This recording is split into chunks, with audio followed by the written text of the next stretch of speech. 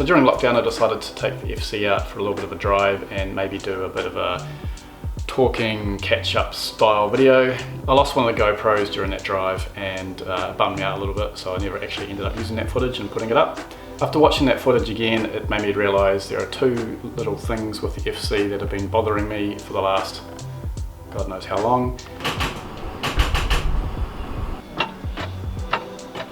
So if you missed that, the starter motor has been sticking since I've got the car on and off. Seems to be getting worse now, so I do have a replacement one I will put on. And of course the driver and passenger window tints. They're still on there. I've pulled the hatch ones off a wee while ago. So I've been delaying the tint removal just basically because I wanted to do a different technique other than what I did initially. The technique I used for the hatch was pretty slow and painful. In fact, I stretched that out over 2 days. It was such a pain in the ass. And there's a much easier way of doing it. I managed to get the passenger one off in one clean hit, so let's see if we can do the same for the driver's side. Alrighty, this is the product I ended up using. Just a bit of nail polish remover.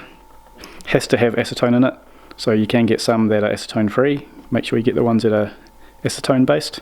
I just mixed that in with a splash of water into the sprayer bottle, applied some heat with a heat gun, and yeah, nice and easy.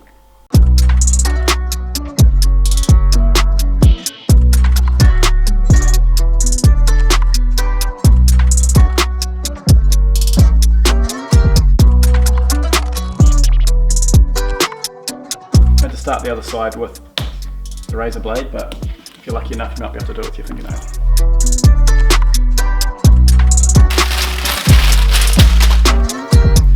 Wicked. It wasn't actually until this was off the car that I realised how much purple was in it. Not my cup of tea. So it's going to be much nicer to look out those windows now, and I think it just makes the car look a bit tidier too. So that's both sides done. No more tint left on the car. Why is it that you're only in the garage when I come here to work? Oh yeah, sorry, you probably don't like the smell of my fingers right now. Alright, and on to the starter. So I've taken the front wheel off just to give me a bit more clearance, and hopefully I've jacked it up enough to get under there. Just want to make sure battery's disconnected. Yep. Alright, let's get into it.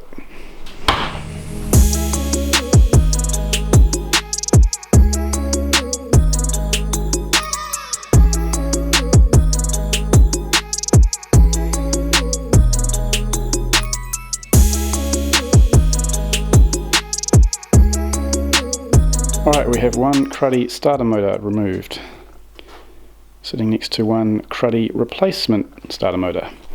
I probably could have bought a brand new one, didn't actually look into it. That's always a good option, of course. However, I know this fits, and I've been told it's good, so I'll put it on there anyway. I'll get this one sent away to be rebuilt, and I'll have a spare. There's a good chance that this is the original starter motor. This one is from a different era. It's identical in every way but one, at least visually. I'm just quickly going to do a count of the teeth here to make sure the replacement one has the same number. The only noticeable difference I've seen between the two so far is the actual length of the teeth. So you can see here, this one is, I don't know however long that is, and here the teeth are actually much wider. Don't know what that translates to, whether it's heavier duty or something, but that's the only difference I could see.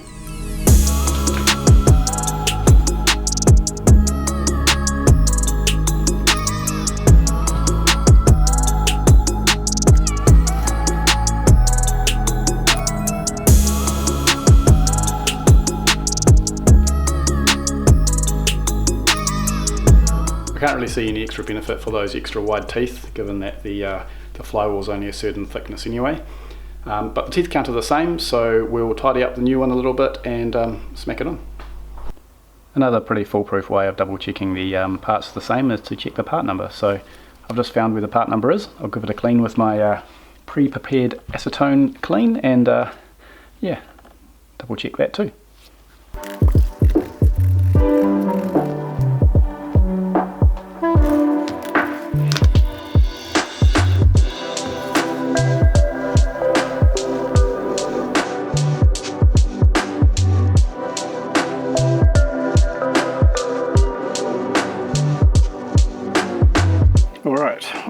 If we were successful, the car will start nice and simply. If we're unsuccessful, there will be a horrible crunching sound as teeth jar together, or nothing will happen at all. Fingers crossed.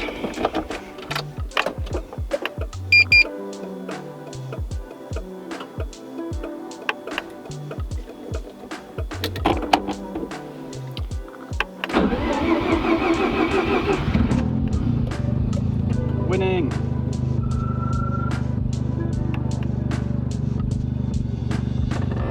Awesome, well that worked. One thing off the list.